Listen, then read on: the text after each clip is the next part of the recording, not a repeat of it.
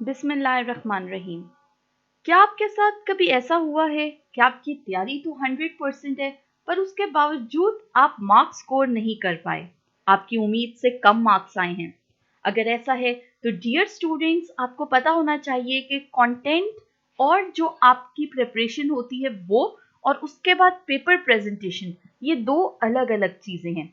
अक्सर ऐसा होता है कि स्टूडेंट्स की बहुत अच्छी तैयारी होती है, उसके बावजूद भी वो उतने मार्क्स स्कोर नहीं कर पाते जितनी उनकी मेहनत होती है। आज की इस वीडियो में मैं आपको गाइड करूंगी केमिस्ट्री पेपर के हवाले से, और साथ ही साथ मैं आपको कुछ टिप्स एंड टेक्निक्स बताऊंगी, और उसके अलावा मेन थिंग जो हम इस वीडियो में डिस्कस करेंगे उसमें डूज फॉर एग्जाम्स, यानी आपको क्या करना चाहिए एग्जाम्स के लिए, और साथ ही साथ कुछ मेन बेस्ट स्ट्रैटेजीज जो आपको केमिस्ट्री पेपर की प्रेजेंटेशन के लिए बहुत ज़्यादा हेल्पफुल होंगी। सो अस्सलाम वालेकुम and welcome to my channel AHA assistants.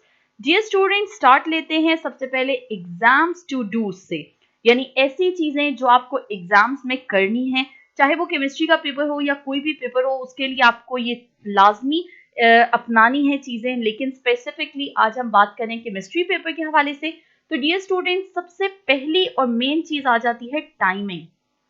Dear students, होता कुछ ऐसा है कि स्टूडेंट्स जैसे ही पेपर देखते हैं वो जल्दी से अपने पेपर को अटेम्प्ट करना स्टार्ट कर देते हैं विदाउट नोटिसिंग कि कौन से क्वेश्चंस के कितने मार्क्स हैं।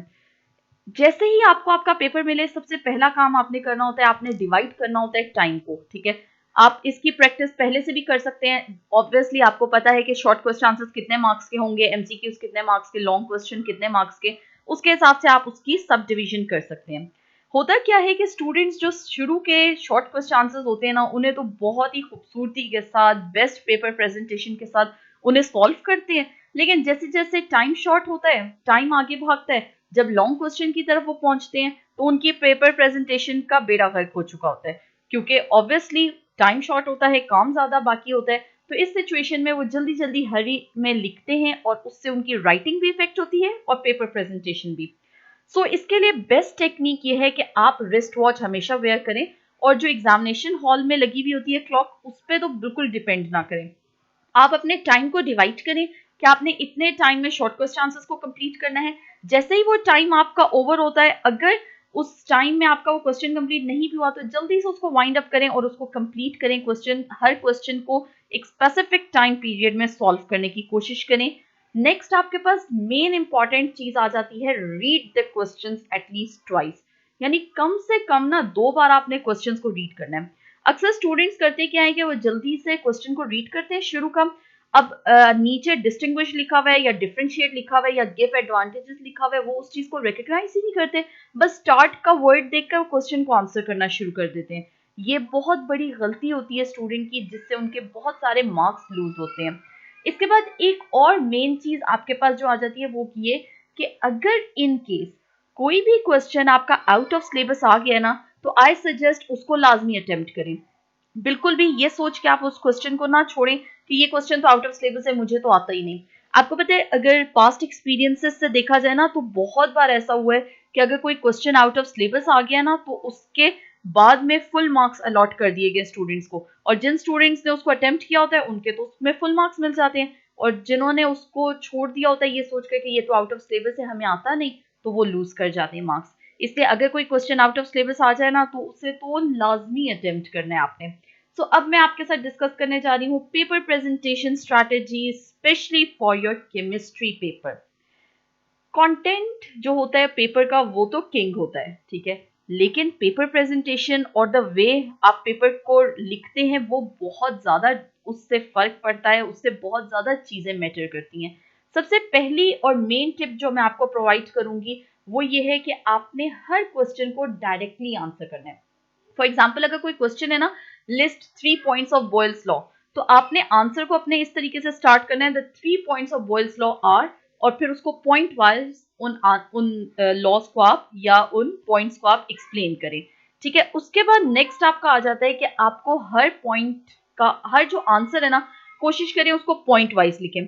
जिसमें आप सैंपल अपनी स्क्रीन पे देख सकते हैं कि possible uses of electrolytic cells अगर आपसे पूछा गया, तो उसको पैराग्राफ में लिखने की जगह उसको पॉइंट वाइज लिखें, वो बहुत अच्छा इंप्रेशन पड़ता है एग्जामिनर पे। Number 3, difference table answers.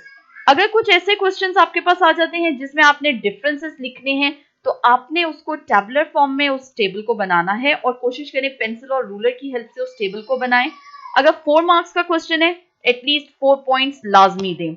इसके अलावा कोशिश करें कि एग्जाम्पल्स लाजमी इंक्लूड करें, नीचे लास्ट पॉइंट में एग्जाम्पल्स लाजमी इंक्लूड करें। इससे आपके फुल मार्क्स आने में बहुत ज्यादा मदद मिलती है। इसके बाद हमारे पास नेक्स्ट आ जाता है केमिस्ट्री में कि अगर आप कुछ आंसर कोई लिख रहे हैं ना, तो जो उसमें मेन फोकस पॉइंट्स हैं, फॉर एग्जांपल अगर कोई यूनिट है, कोई मेजरमेंट है, तो उसको आप हाईलाइट कर दें, या तो आप उसको इस तरीके से अंडरलाइन कर सकते हैं, या आप उसके गिर्द कोई ब्लॉक सा बना दें। इन चीजों से ना आंसर पे बड़ा अच्छा इंप्रेशन पड़ जाता है, बड़ा अच्छा पेपर प्रेजेंटेशन लुक हो जाता है, और एग्जामिनर को भी देखते साथ पता लग जाता है कि अच्छा ही ठीक है, 760 मिलीमीटर इसने बिल्कुल करेक्ट लिखा हुआ है, एटमॉस्फेरिक प्रेशर। इसी तरह से इसको प्रेशर का यूनिट भी पता है, that is pascal.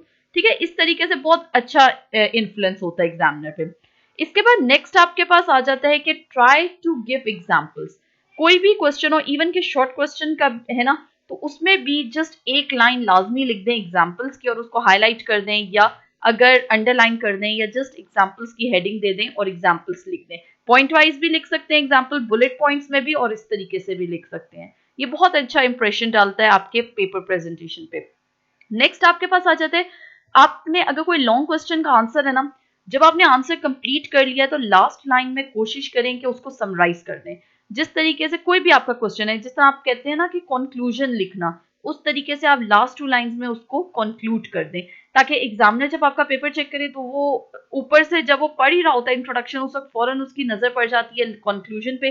Conclusion perfect लिखा हुआ है तो अक्सर आप, और उससे ना बहुत अच्छा इन्फ्लुएंस हो जाता है एग्जामिनर पे, और फिर वो बाकी इस माइंडसेट से रीड करता है कि इस बच्चे ने सही लिखा हुआ है। उसके बाद आपके पास मेन जो केमिस्ट्री के पेपर में होता है, आपको पता है इक्वेशंस बहुत इंपॉर्टेंस रखती हैं। इसलिए अगर कोई भी इक्वेशन से रिलेटेड आपका क्वेश्चन है तो बैलेंस्ड इक्वेशन लिखें। ठीक है, अब जैसा यहाँ पर इस क्वेश्चन में आप देख सकते हैं कि एग्जाम्पल दी गई है ऑक्सीडाइजिंग एजेंट की, लेकिन अगर ये इक्वेशन बैलेंस्ड ना होती तो इसका एक अलग इन्फ्लुएंस पड़ना था। इक्वेशंस को हमेशा बैलेंस्ड लिखें। कोई भी इक्वेशंस आप लिख रहे हैं, कोशिश करें उसके गिर्द ब्लॉक बना दें या उसको अंडरलाइन कर दें। ये चीजें इतना ज्यादा टाइम कंज्यूम नहीं करती, लेकिन आपके मार्क्स पे बहुत ज्यादा असर डालती हैं। उसके बाद एक चीज और कि आप छोटे छोटे और क्विक फिगर्स बनाने की ट्राई करें। जिस तरह जो भी क्वेश्चन होना, केमिस्ट्री में बहुत ज्यादा फिगर्स नहीं होते, जिस तरह बायो में डायग्राम्स होते हैं या इस तरह के फिगर्स नहीं होते, लेकिन कुछ छोटे छोटे से फिगर्स अगर आप क्विकली ड्रॉ कर सकें तो वो आपके पेपर प्रेजेंटेशन पे बहुत अच्छा फर्क डाल देते हैं। ठीक है, इसके बाद कुछ मेन इंपॉर्टेंट पॉइंट्स मैं आपके साथ डिस्कस कर लेती हूँ। उसमें सबसे पहले आपके पास आ जाता है कि स्मॉल वर्ड्स नहीं यूज करने, यानी शॉर्टकट वर्ड्स यूज नहीं करने। आप एसएमएस नहीं लिख रहे, आप अपना पेपर अटेम्प्ट कर रहे हैं, आपने टेक्निकल वर्डिंग्स यूज करनी है।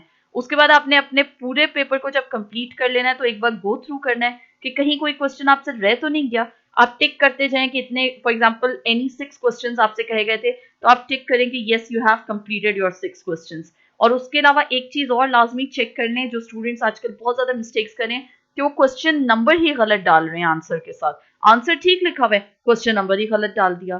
तो प्लीज इन चीजों का बहुत ज्यादा आपने ख्याल रखना है। इसके अलावा मेरे चैनल पे 5 ऐसी चीजें, ऐसी टिप्स मैंने आपको बताई हैं जो एग्जाम से पहले या ड्यूरिंग एग्जाम्स जो आपके पास ब्रेक्स होती हैं उसके दौरान आपने नहीं करनी। काइंडली उस वीडियो को लाजमी व्यू करें, वो आपके अच्छे मार्क्स स्कोर करने में आपके लिए काफी काफी ज्यादा हेल्पफुल हो सकती है। साथ ही साथ कुछ ऐसी मिस्टेक्स जो स्टूडेंट्स अक्सर करते हैं उसके हवाले से वीडियो मैंने गाइड किया है, काइंडली उसको लाजमी विजिट कर लें, ताकि कोई भी ऐसी गलती आपसे ना हो जिसकी वजह से आपकी तैयारी अच्छी होने के बावजूद भी आपके मार्क्स कम आए। होप सो आपको आज की वीडियो पसंद आई होगी। Best of luck for your chemistry paper. Thank you for watching, stay tuned, Allah Hafiz.